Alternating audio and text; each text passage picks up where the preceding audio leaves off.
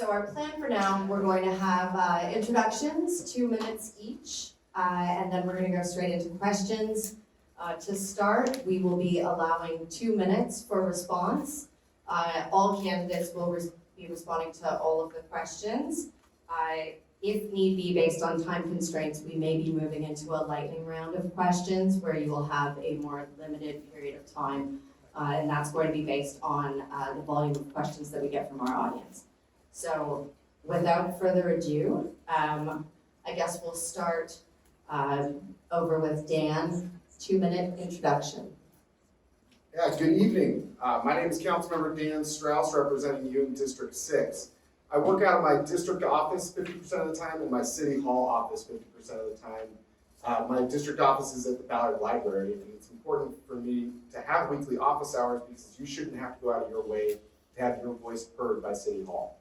My office focuses on 3 top priorities, and that's addressing public safety, addressing homelessness, and creating the housing that working families can afford, because the family that I grew up in should be able to afford to live in the Seattle of today and tomorrow.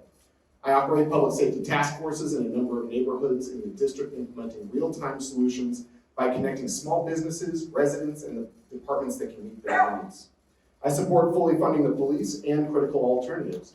Yes, defund the police was a mistake, and through my work, we have increased the number of community service officers, park rangers in our parks, health ones responding to emergencies, and I fully support the Mayor Harrell's care department.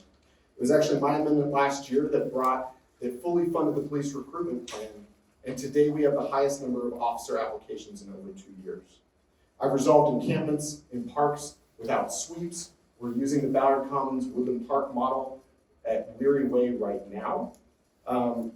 And I've partnered with Mayor Harrell to scale up our homelessness response. I've also already worked for you. Before Andrew was elected, I worked for Councilmember Sally Bagshaw as her senior policy advisor, and I've worked on the Magnolia Bridge. There's probably only 2 people in the city that know more about the Magnolia Bridge than I do, and I'm excited to bring that work and that knowledge base to work for you. Things are better today, but better's not good enough for me. I want to raise my kids in a neighborhood that is safer than the one that I grew up in. Growing up in District 6, I went to preschool just about a quarter mile down the road towards the village. And I know that we have a brighter future, as long as we don't let up. I've dedicated my life to public service, I've navigated hard times, and I've delivered for our district and our city by bringing people together to find common ground. I'm the only incumbent endorsed by Mayor Harrell, and he and I have worked to get our city off the wrong track and on the right track. We can't lose any ground. Thank you. And before Pete makes his introduction, I forgot to introduce Bruce, who is our timekeeper, who was the one rashly shining signs in front of you. My assistant is retired. We'll try again. Sorry about that. No worries, no worries. Good evening, everyone. My name's Pete Hanning. It's a pleasure to be here with you all. It's really nice to see such a nice full room of people who are really engaged and care about our city. I'm currently the executive director of the Fremont Chamber of Commerce. But before that, I owned the Red Door in Fremont, so I come from hospitality. I owned that business for over 20 years. So I bring this hospitality of service lens to the community. I'm also the outgoing president of the North Precinct Advisory Council. I've been part of that group now for over 20 years. So I've done a lot of work both professionally and as a volunteer around public safety, crime prevention, and emergency preparedness. Today, Dan was asking me earlier how my day was. My day was pretty full, a lot of chamber stuff, some campaign stuff. But then we had a shooting in 2 different locations in District 6 in the Ballard area. And we don't know all the situations around it, but if you would all, I would like to take a little of my time, if us all just take a moment of silence and to spread some grace to each other, to those who are really struggling right now. It's one of the reasons why I got in this race, is to be of service. This is not to take away from anyone else's time, but I would just like that for us.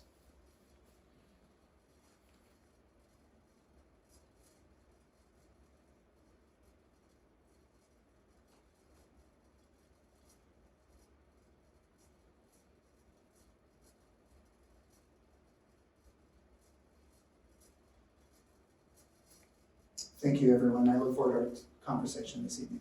Thank you very much. Well, Thank you, everyone, for having me here tonight. It's a great pleasure. Obviously, been to Magnolia so many times for so many different reasons. Magnolia Village, my daughter swimming, the ball fields, the soccer, and all the like. And so it's great to be back. And it's great to be in Fatima as a St. Anne parishioner in Queen Anne. To echo what Pete was saying, yes, we need to reflect on what's happened in Ballard and give grace, as he said, to that moment and to the community. I am Bob Kettle, and by way of introduction, I am a retired naval officer, Navy commander who spent a career in naval intelligence. And in the past decade plus, I've been first a grad student at UW's Evans School, and then I became a community leader and a civic volunteer with World Affairs Council Seattle and also Queen Anne Community Council. Really started working with public safety issues. And so oftentimes I was working with the Queen Anne Community Council and chairing its Public Safety Committee with the Magnolia Community Council on these very same issues. Most importantly though, I became a dad about 8 years ago. My daughter is a third grader at St. Anne's. Now I'm not born and raised here, although I did choose Seattle twice while in the Navy, and now I choose it for a third time now because I believe in Seattle. Now why am I running? I'm running because of the failures of the current City Council to deal with the issues of public safety, public health, and homelessness. The issue here is that it expands far beyond that. It impacts our ability to activate downtown. It impacts the viability of our bus system. It impacts the sustainability of our post-pandemic recovery. And as we know further, our cities become less affordable, and the public safety piece has gotten even more challenging, as we see tonight. In contrast, I'll bring leadership with a North Star, leadership with accountability and transparency, which is so important. Part of that is program oversight. City Council needs to be looking at all programs, not just SPD and other electives, but all programs to see where we are. For example, do we have a budget problem, or is it this deficit that we're hearing about? Most importantly, no, we need good governance that's engaged with all stakeholders, that listens to all stakeholders, that is positive in its engagement. And lastly, I'll just say, we need to lead with compassion, but we also have to lead with wisdom and have it in balance, and currently we're out of balance. thank you. Andrew? Thank you so much. Very good to be here this evening. I want to start off at the front by thanking the leadership of the Community Council for accommodating my schedule. I had a long pre-scheduled public safety meeting in South Lake Union with the community that is actually, unfortunately, given the correlation today, recovering from an incident of gun violence several weeks ago. So I do appreciate not having to reschedule that meeting, so thank you so much. My name is Andrew Lewis, for those of you who I have not met, although I recognize a lot of faces in this audience from the work that we've done together over the last several years. I represent Seattle City Council District 7, which still includes a good portion of Magnolia, so looking forward to continuing to be an accessible partner in government to this community. When I took office, I made a promise to the leadership of Magnolia that I would be available, that I would be present, and accessible. And working with the Community Council, we've done that. I've had someone from my office, my district director, be at every meeting of the Magnolia Community Council, barring an extraordinary circumstance. We have worked together on a number of different projects relating to the future of Seattle Transit, relating to the stewardship and management of tiny house villages, relating to the future of Discovery Park and the planning of Discovery Park, realizing the capital plan for Smith Cove Park, making sure that the capital plan for the Magnolia Community Center is on time and on budget. These are the things that I'm focused on. I look forward to continuing to be an accessible advocate, even if it is not the entire neighborhood of Magnolia, just a portion of it. And I look forward to working collaboratively with the District 6 council member on making sure that we are a strong team and that Magnolia is getting 2 council members instead of 1, and that is to the benefit of the neighborhood. Thank you. We're going to jump right into questions, and I'll try to bounce around so that everyone has an opportunity to respond first. The first question is going to be about public safety. In recent years, a growing number of people feel unsafe on public transit and in downtown Seattle and in our neighboring communities. What steps will you take to make people safer on public transit and in downtown Seattle?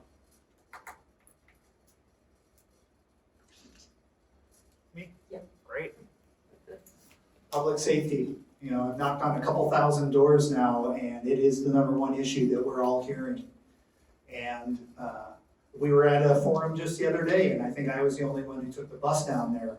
And what I've seen on the bus routes I've taken sometimes has been alarming. As a person who's grown up 52 years in Seattle, we really, we are not going to get our bus system back unless people feel safe. When we are addressing public safety, when we are doing outreach, we have to start including some tools in the system, in our toolbox, that is going to really require folks to receive our services. Currently, I've done a lot of outreach on the Leary corridor. They'll take the hygiene kits, they'll take the calories, they'll take the socks. They will not take any services above that. And we're in a place where fentanyl is really overrunning our systems, and we're seeing it daily. We see it in every neighborhood, and we have to be honest about it. We can't just say that, we'll still be here when you're ready for services. We need to start making sure that people know the time for services is now. That's hard to say. I get it. That's a difficult conversation, but we have to have it. It is the most important thing right now for us to put our attention to. You know, the current council did defund the police in the fact that we are hundreds of officers short of what we used to be. And we're really seeing that play out in our city. Thank you. Dan? Thank you.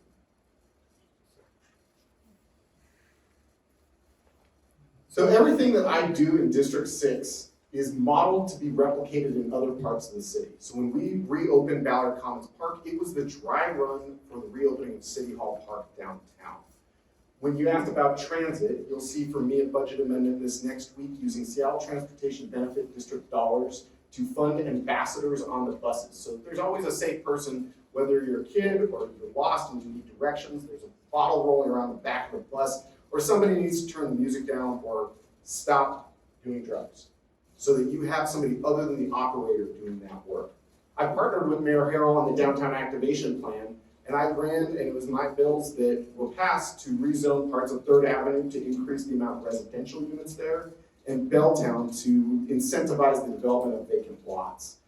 This is really important because I moved time in my schedule to get these bills passed faster because I know the importance of creating public safety downtown. The public safety task forces that I operate in my district can be replicated for 3rd Avenue.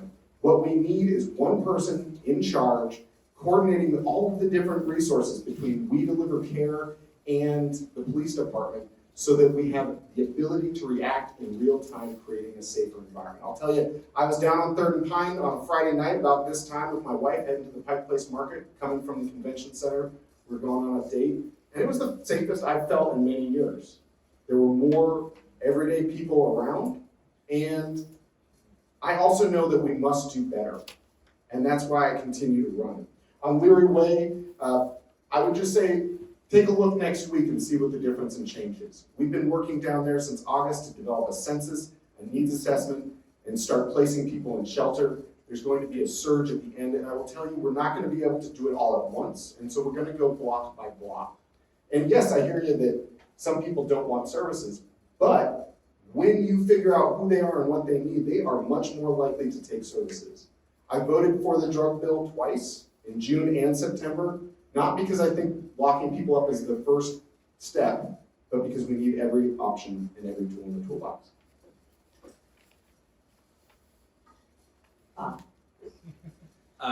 I spoke to this right in my introduction, talking about the viability of the transport system, our buses, our light rail. And this all starts with public safety and our posture that we have right now, and that starts with the defund pledge that was made that led to the loss of the officers that we have right now, which then in turn leads to this permissive environment that we have for the criminal network set, but also to the random acts of violence and lawlessness, which we probably saw today. These are the legacy of that defund pledge that we're dealing with right now. And it was furthered when we didn't pass the public drug use and possession law bill in June. And so that just contributed to that permissive environment. And we really need to have a reset. We need a reset of the council so that we can have a reset with SPD. There's zero trust between SPD and the city council at the moment. So we need to have that reset. We have to have the reset also with the neighborhood so we can push forward on this. And we really need to build up our staffing of the police force. First week, I'm gonna say, hey, all officers, those that are looking to retire, those are looking to move to a new jurisdiction, give us 1 year. Give us 1 year so we can take action and then we can work the recruitment and retention pieces. On the transit piece, this is the kind of thing that I worked with Queen Anne Community Council when I stood up and chaired the Public Safety Committee. I was working these things really as an action officer. So on the public safety, I saw, like when I was dealing with the hillside, the issues with the rapid ride, where I watched somebody, take meth or fentanyl and then quickly go straight on the bus. That person could be sitting next to you, to any of us, bringing that threat to us. And I also work these issues also on the car wash chop shop on 15th, just south of the Ballard Bridge. You saw the issues with the bus stop right next to just south of Taco Time. These are the issues that we've been working hard, and we need to have better leadership at the city council level, not just rely on the Magnolia Community Council, the Queen Anne Community Council and the like. And I think we can make a great amount of progress moving forward. And Bruce, I'm waiting for your stop. There you go.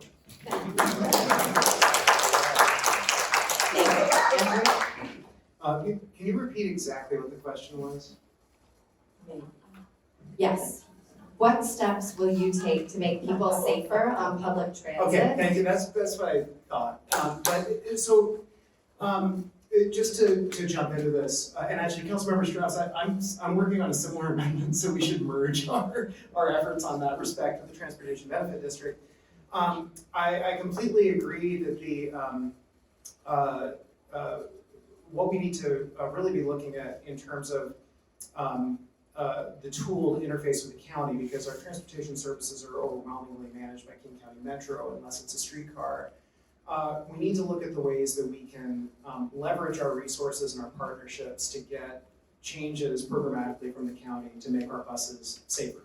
The biggest tool that we have to do that is the Transportation Benefit District, as Councilmember Strauss alluded to. It's vehicle license fees and sales tax that we assess as Seattleites for enhanced transportation service. I believe that the state law is broad enough that it would allow us to take some of that money and use it for supplemental safety-based programming on buses. I'm proud to be endorsed by the union that represents bus drivers.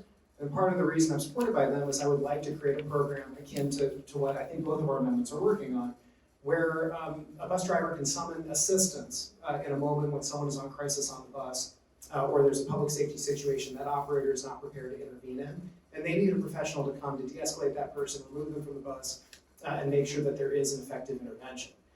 That is something that we can look into with that tool to drive that kind of change and reform at King County, and that's something we're very interested in. On Third Avenue project, the only thing I would say is that there is one person in charge, his name's Sean Blackwell, for now, but I agree, Councilmember Strauss, I think we could look into how to enhance, streamline, and improve on the work we are doing through Third Avenue project. I'm really glad to hear that you had a good experience down there on Third Avenue because of the programming we're doing. We've had a good start in our first year. We got to build on it and enhance it. It's not nearly where it needs to be, but it's moving in the right direction, and appreciate that public safety programming that's made that possible. Thank you. Based on our time and the number of questions that I have in front of me, we're going to change this game a little bit. So we're going to shorten your answers to 90 seconds, and you may not be getting the same questions. All right. The first question goes to Dan. Do you support Mayor Harrell's decision to clear homeless encampments in many areas of the city? Answer yes or no, then please explain 90 seconds. Yeah, absolutely. And so I partner with Mayor Harrell, and it was my leadership with him that expanded us from having one citywide homelessness response team to having 7 neighborhood-based homelessness response teams. And so I led the encampment resolutions at Ballard Commons Park, and then with his team at Woodland Park. And this is where we created a census and needs assessment and got people into shelter. At Woodland Park, we started with 60 people, and we housed 89 people by the end of it, 49 in 3 days.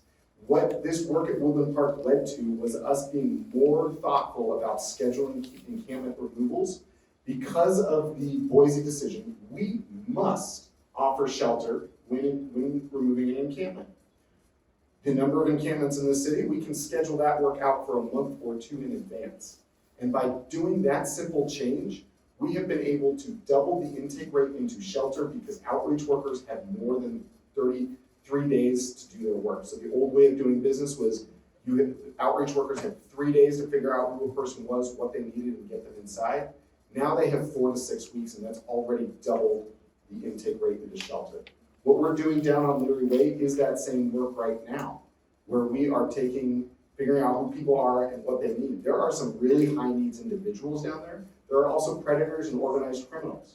And so being able to separate out the people who are predating against vulnerable individuals who are living on the streets and exploiting them for their own benefit, that must be stopped. That's work we are doing. And Bruce says it's time. Thank you. Andrew, same question. Yes, and very much appreciated working with Councilmember Strauss's office on putting together the Unified Care Team with Mayor Harrell over the course of the past year. It really has been a significant change from the Durkin administration in how we respond to and remediate encampment locations. Deputy Mayor Tiffany Washington, as the primary architect, has been a great partner in working with the council to get a civic consensus around this new approach. Councilmember Strauss described it quite well. The only thing that I would add to it is there's been centralized accountability through the process. I know who I can call to make sure that a encampment location is getting a priority. That there's going to be outreach to that location, that it's going to be remediated, and that it's going to be cleaned up. I know that those resources are plugged in to back-end shelter opportunities so that people have a place to go, that they're not just getting displaced. People in this audience who have been involved with the Tiny House Village and Intervane know what those interventions can be like and how it can help people get back on the right track. It's not completely where it needs to be yet. I don't think any of us would say that it is, but we do have a cadence that I think Mayor Harrell summed up quite well in his budget speech 2 weeks ago, saying this update to our biennial budget is about doubling down on things that work. And I do think that the results speak for themselves. So we have 43% fewer encampments, we have 35% fewer RV encampments. It is because of the work of the Unified Care Team and the work of Mayor Harrell and this council in prioritizing. Thank you. Slightly different question, and it's going to Pete. Sorry. Okay. Do you support the city attorney's decision to challenge legal precedents that make it more difficult to clear encampments? The amicus brief to the Supreme Court, is that the one you're talking about? It's not on my paper. I think that's what you're, It is. yes, It is. very much so. So what was interesting about that is not only did the city of Seattle, San Francisco, but the governor of California, I mean, it is a lot of different municipalities and agencies that have written in. We have tied at least one hand behind our back, and the system of dealing with both homelessness and crime right now has been broken because it's not only the police officers making the arrest, but it's all the way up that system. So I very much support us putting those tools back. I think Ann Davidson's done a fabulous job. I'm very pleasantly surprised and supportive of her office and how she's been going about things. We need more of that, and we need, Andrew brought up the word cadence. We need to pick up the pace. I do not feel, I'm sorry, but I'm a little skeptical that Leary Way is going to be cleaned up at any time. It just seems like your current administration and your leadership, Dan, has just been squeezing the balloon along that corridor for years. And as someone who does outreach there, I am tired of seeing those criminal activities that are really affecting not only those unhoused, but those businesses and residents. I hear it every day. And that is a big reason why I'm running, because it's unacceptable.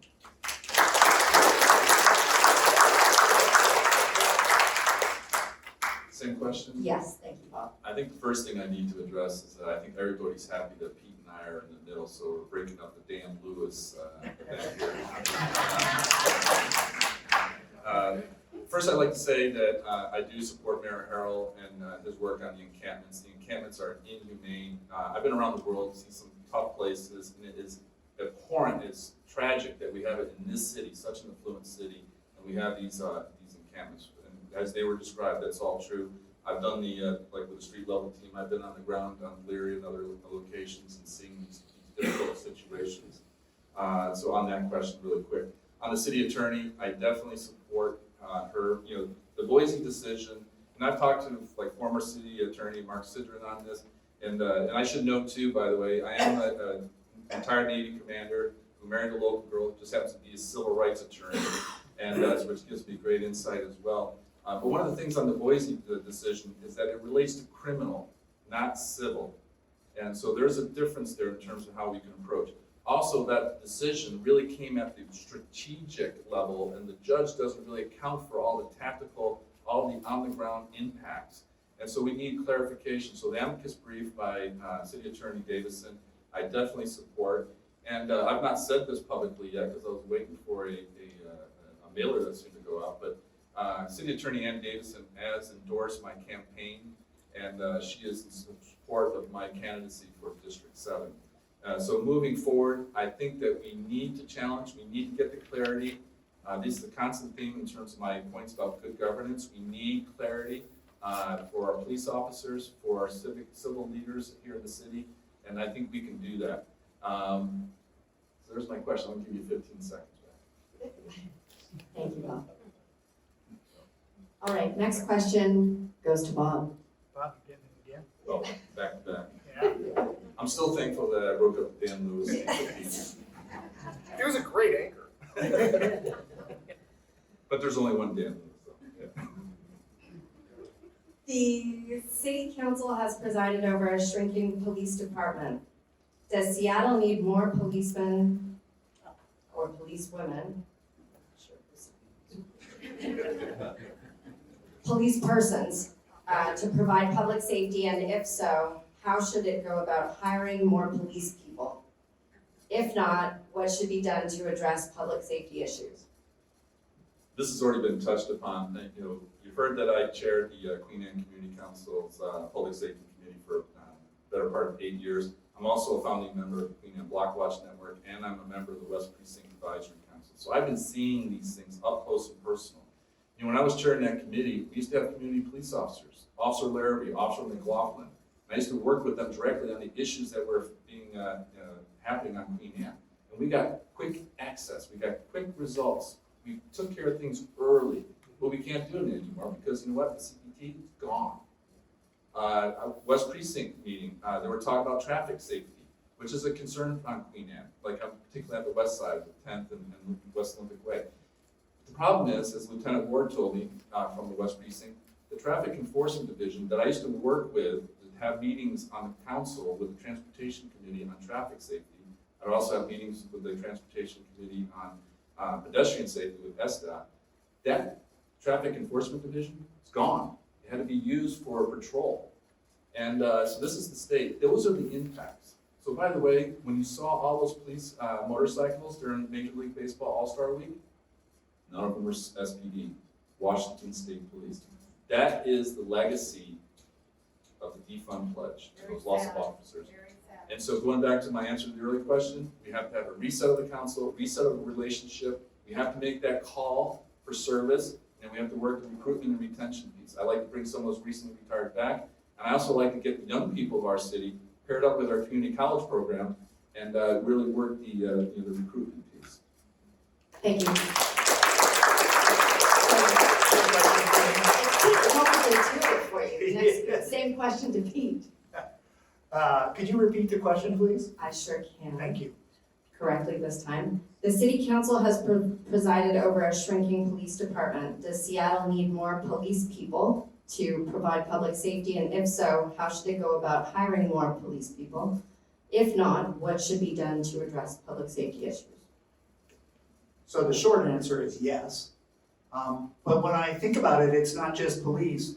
We need more people in all the departments and all the interfacing groups around public safety. So that is supporting Mayor Harrell's third department, which is going to have people who are more trained around addiction and mental health. And so that the police officers can be a lot of times in second position. But I'm a big proponent of a co-responder model where both police and a social worker are going out and administering the services that we need. But there's lots of ways that we can be investing in our public safety systems that aren't just around hiring more officers. You know, the Shot Spotter program is a good tool. I would love to see us continue to invest in technology in ways that we can actually put our resources where we need to put them for the police officers for those most important issues. But at the same time, Bob brings up something that I'm so passionate about. As the executive director of the Fremont Chamber, as the president of the North Precinct Advisory Council, our CPT officers were such an important tool for our community. Because the reality is, patrol officers are the ones who actually attack crime. Our CPT officers are the ones who make us feel safe in our community. And that's what we're feeling right now. None of us are feeling safe. We need to have someone that is responsive to those second and third tier issues, right? Thank you. Thank you. Yeah. Andrew, different question. Do you support increased spending on treating those in the city with mental illness or drug addiction problems? If so, how would you pay for that? Yes, absolutely. And actually, over the past several years, we have expanded resources both for behavioral mental health and substance addiction. And I would love to explore ways to do even more. When we were slammed, within 2 months of Dan and my term, we were hit by a global pandemic. And the global pandemic manifested in lots of respects. One of the most visible to us was an immediate emptying of King County Jail, emptying of the county shelter system, and a huge influx of people living outside in tents and on the street.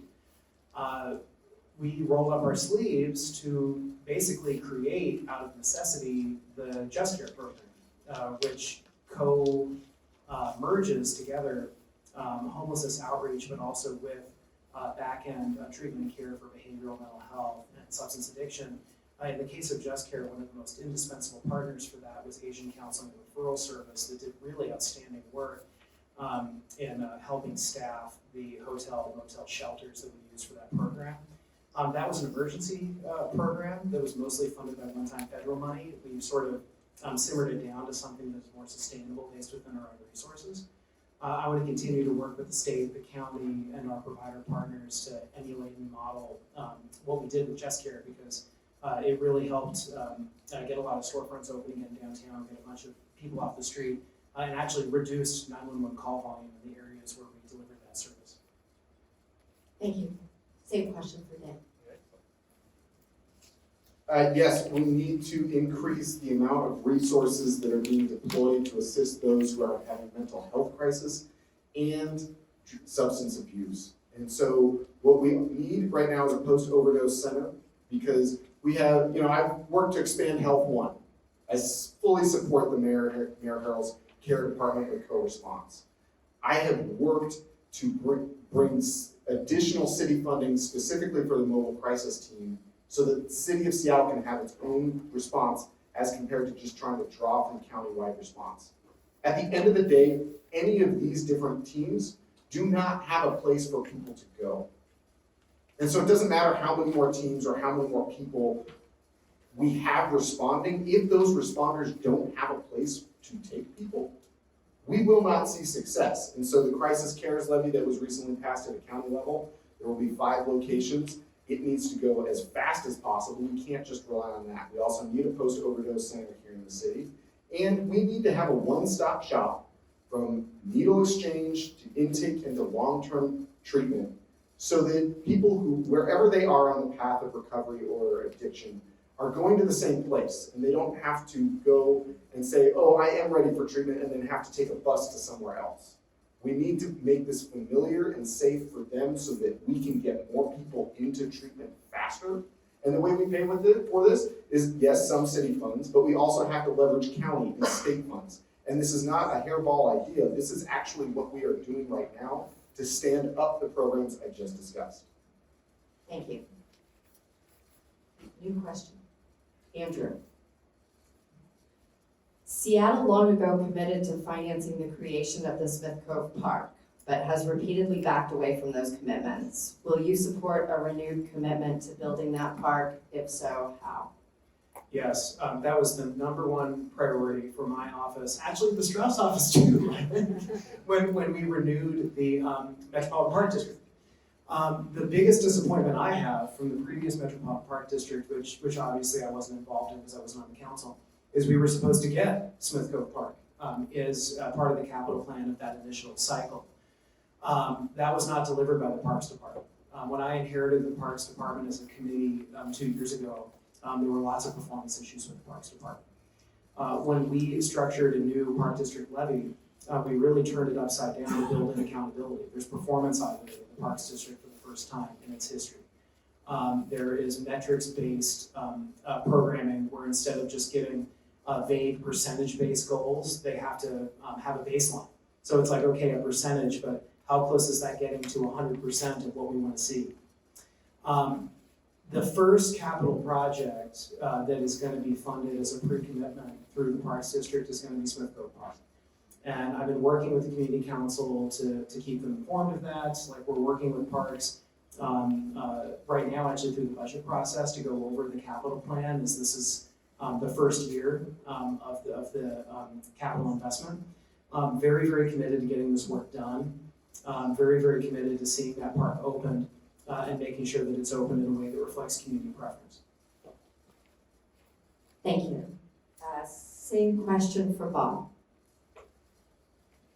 You know, it's interesting, again, being on the Queen Anne Community Council. Yes, my focus was public safety, but I was exposed and learned so much across the board, whether it's transportation, land use, and the like, but importantly as well as parks. And we would listen to the reports from our Parks Committee Chair, Don Harper, and he would go through these pieces where time and time again, the District 7 community, the Queen Anne Magnolia community, Interbay, was let down because the lack of follow through.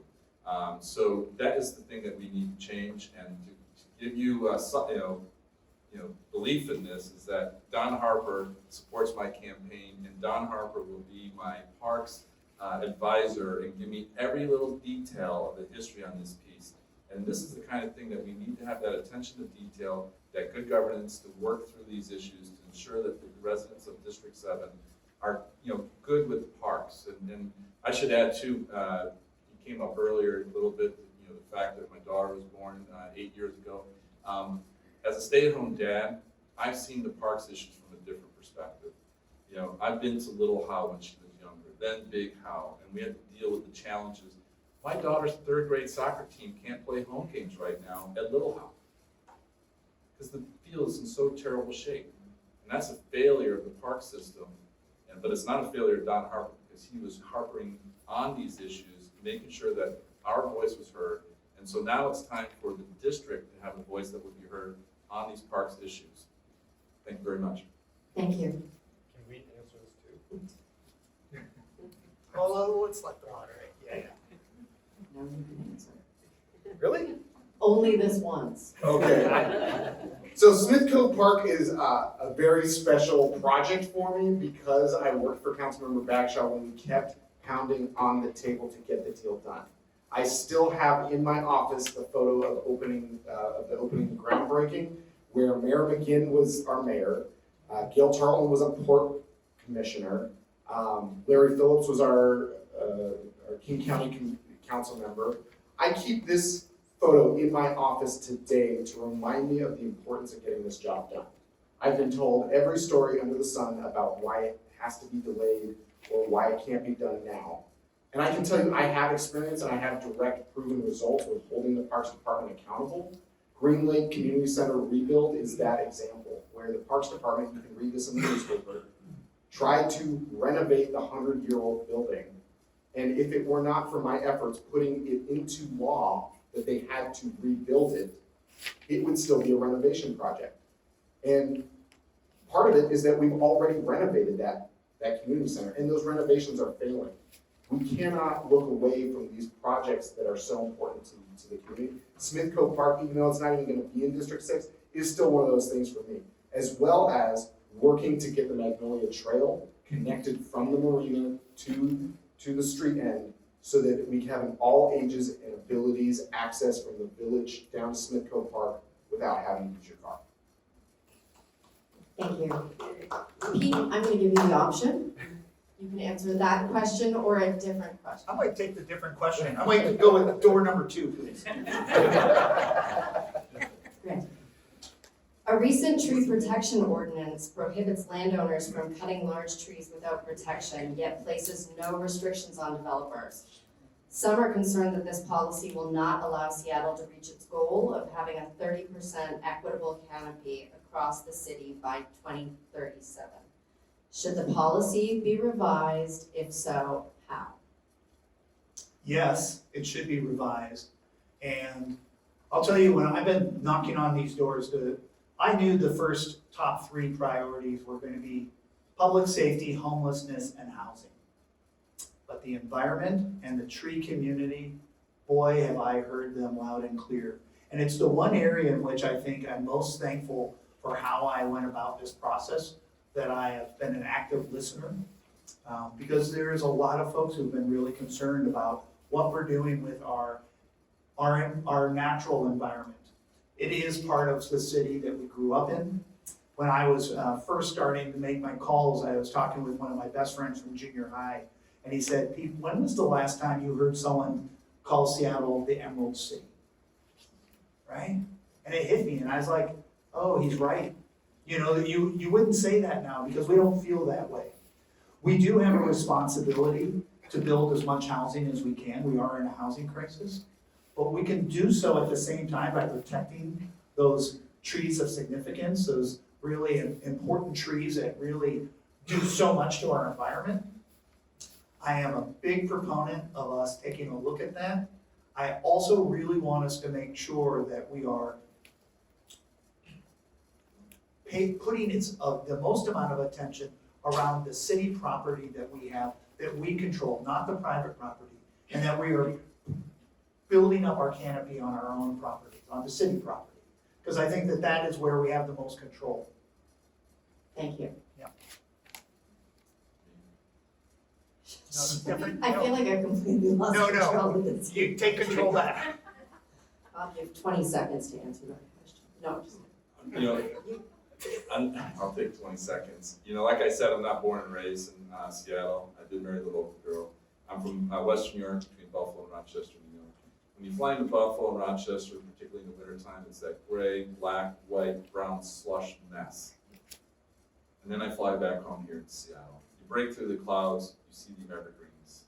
And, you know, it just puts me in my happy place. It really marks Seattle different from other cities across the country, and we need to protect that. I'm pretty sure of the 14 members of the candidates that I'm the only one who's testified in front of the Urban Forestry Commission. I did that in support of a project on Queen Anne because we wanted to protect the trees. And we were successful 2 out of 3 areas on this. One, we were able to get 59 townhomes there, a couple cottages, so we got the densification. And we got to keep all these massive elm trees and pine and fir trees and this massive cedar on 10. That was due to our work. And it caught Councilmember Alex Peterson's by surprise when we stopped. We were going to do some doorbelling together. And he's looking up and goes, how did this happen? We have all these new townhomes, but we have all these trees still here. How did this happen? Because this never happens. I said, well, this was the project. This is what we were doing as a community, engaging with the developer. Now eventually there was an appeal filed, and I've learned that is not going over very well with the developer set. But ultimately, going back to the tree ordinance, though, we need to maintain the canopy. We need to achieve our goals for our city, to have that evergreen city. And this goes to good governance. Good governance means we listen to all stakeholders in this. The Seattle Urban Forestry Commission was not invited to speak as part of this. And that was a shortfall of this, and that's one reason why we should relook at it. Will things change? I don't know, but we should be listening to all voices. And as part of that good governance piece, make sound decisions by having all that impact in. So I will definitely look to continue the great work that Councilmember Alex Peterson, who has endorsed me, by the way, along with Council President Deborah Juarez, and of course, as you probably know, Councilmember Sir Nelson. Thank you. Our community is distressed by the lack of progress in addressing the need to replace the Magnolia Bridge, an important part of the city infrastructure that is a lifeline for Magnolia. Would you commit to opposing any key infrastructure spending involving bridges that do not include money to support a one-for-one replacement of the Magnolia Bridge? Yes or no? Yes. If yes, It's like one of those. what would you do to help us make progress on the bridge replacement? Well, boy, let me tell you, you guys in Magnolia, we hear you loud and clear. I've knocked on a lot of doors over here, and I already was familiar with the issue and supportive of it. So next year, this year we have our housing levy. It's gonna be $970 million. I'm supportive of it. But next year is our move levy renewal. I will not support a move levy renewal, a transportation levy that does not prioritize our infrastructure and our bridges, and primarily our Magnolia Bridge replacement. It's gonna be a big number, so we are definitely gonna have to leverage both state and federal dollars on that. We're gonna have to get creative, but I am very supportive of us moving forward in the replacement of the Magnolia Bridge. We saw what happened in West Seattle, and we cannot allow that to happen to this community. Thank you. Andrew? Same question. Get back on track. I'd like to get, I need to take control back. New question. The new affordable housing levy is triple the current amount. Convince me to vote for it. Well, what I would say about the housing levy is when you look at the history, because we've had several housing levies, this is the most recent one that we're putting forward to voters. The housing levy is good at being accountable to us for what we have told it to do. Working in the past, in my first term with Emily Alvarado, now State Representative Emily Alvarado was our Office of Housing Director. We took full advantage of the federal money that we were receiving during COVID to take the money from the end that was accumulating at the end of the cycle for the housing levy, pair it with that federal money to dramatically amplify the impact and get a record amount of permanent supportive housing open. We increased in the last 4 years permanent supportive housing stock by 47%. By leveraging the funds from the housing levy and doing it in an efficient, effective, and transparent way. The proposal that has come forward to the voters is in that same spirit of accountability and doing everything that we can to meet the scale of the housing crisis. We do have a housing crisis in this city. The housing levy in and of itself is not going to be enough. But for those people who are on the very, very edge, who need not just housing, but housing with supportive on-site services, the housing levy is a essential resource for us to meet our goals for that level of area median income earning, which tends to be indigent or 0 to 30% annually. Thank you. Dan, different question. What are your thoughts on whether the property next door to Discovery Park should be a good selection for building affordable housing? So I know that there are a lot of people that don't like this idea. And it's important that we use every dollar for affordable housing at the maximum ability that it can serve. I've heard a lot of questions and concerns about the infrastructure here, but I'm gonna tell you, I'll take another look at it, but I do think that it is a place where we need to have affordable housing. And I think that because affordable housing in today's world is not necessarily for low-income people. It is quite literally for the family that I grew up in that can no longer afford to live in Seattle today. My parents' living room window in Ballard looks out onto Fort Lawton. We can see that white building with the arches from my parents' living room window. And today in this world, the family that I grew up in could not afford to buy that house, could not afford to grow up in the neighborhood that I did. And when we are looking, I've heard also complaints that, oh, well, we put affordable housing there, but we don't have good enough bus services. People who live in affordable housing have cars.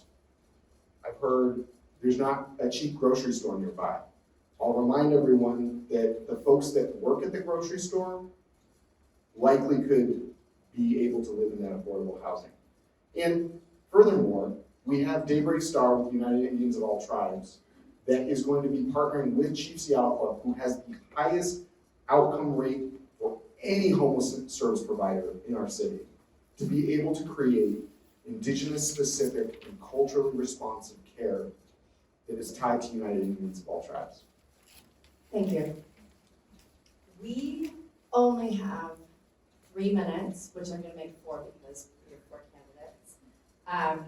And I want to apologize to the audience because we have a lot of really good questions, and my proposal would be that the questions that we received that were not asked tonight, we would like to send to you by email, and we would like responses, 1 paragraph for each question.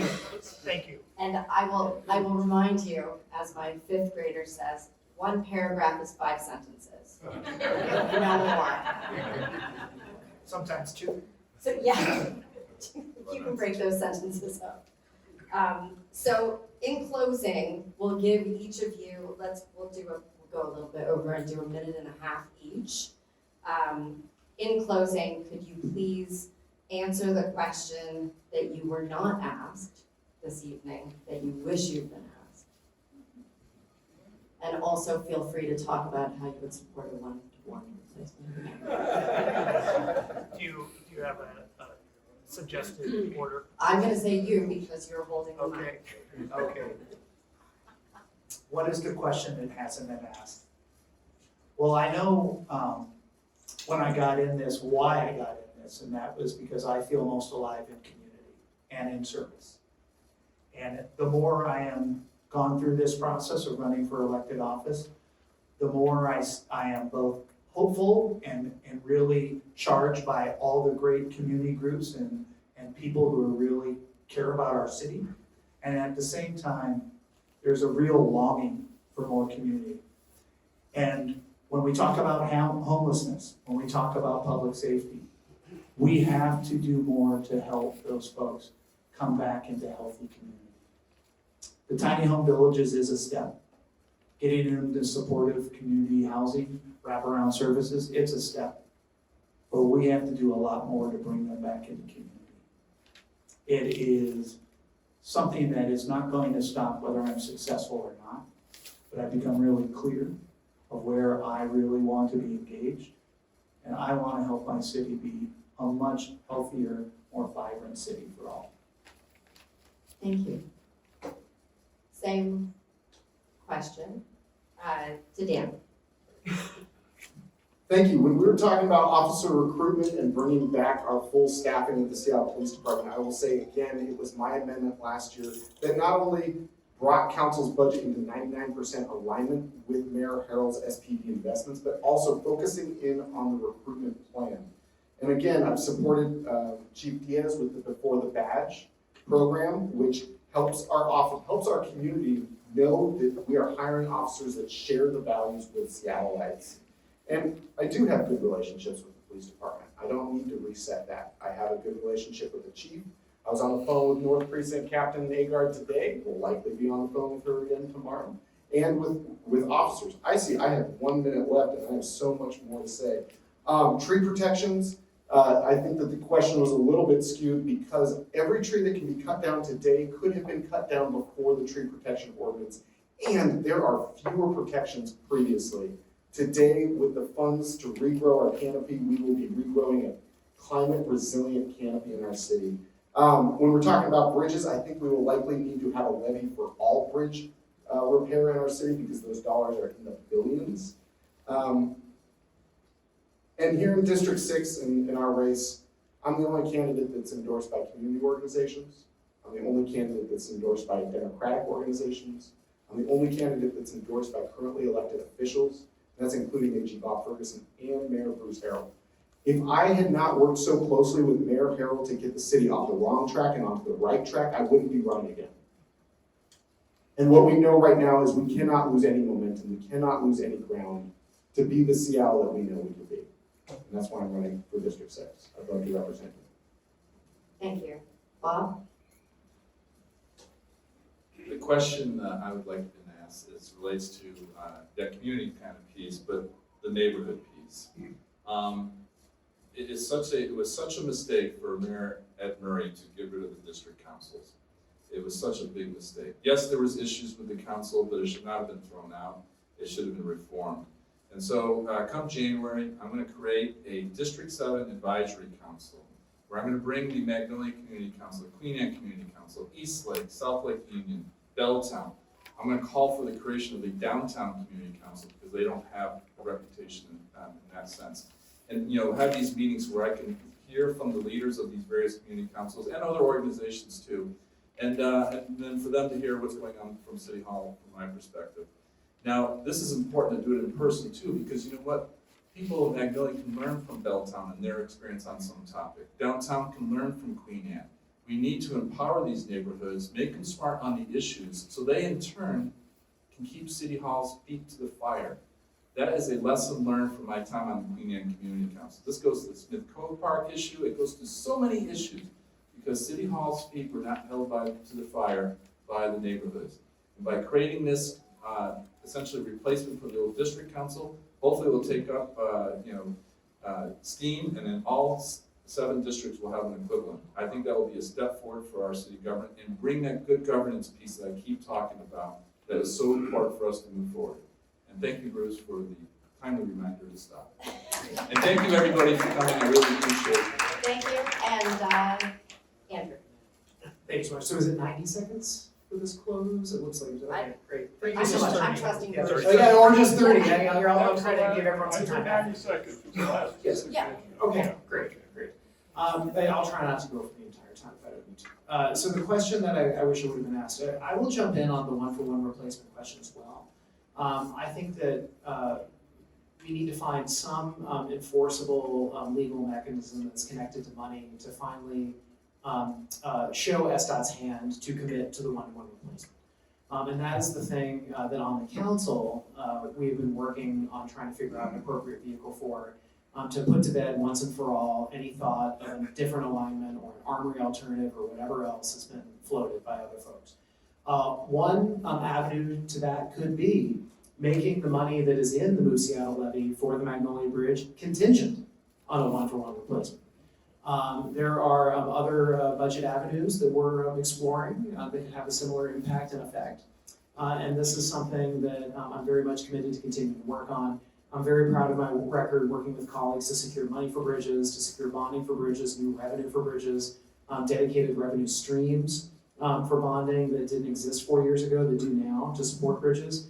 The thing that has been lacking is getting that departmental commitment. And that's something that I'm willing to continue to work on and to continue to develop my relationship with Director Spots to get that one-for-one replacement commitment. Pivoting to one other thing that I would really like to see, I really want to see fully realized the improvements and renovations we're doing right now to the community centers in District 7. I'm very proud of finally moving forward to getting that stabilization improvement here at the Magnolia Community Center. Very proud of the biggest renovation since 1950 that's been funded for the Queen Anne Community Center. These are important, literal centers of our community. We need to be investing in them commensurate with their value, and that is finally what we are doing, and I'm very proud of that. Thank you. I would like to thank all of our candidates for being here tonight. I'd like to thank you for your patience.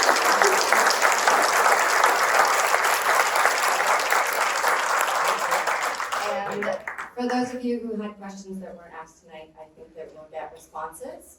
Again, 1 paragraph, 5 sentences. And we'll post those on the MCC website for those of you who did not receive those responses. And best of luck to everyone. Thank you. Great, thank you.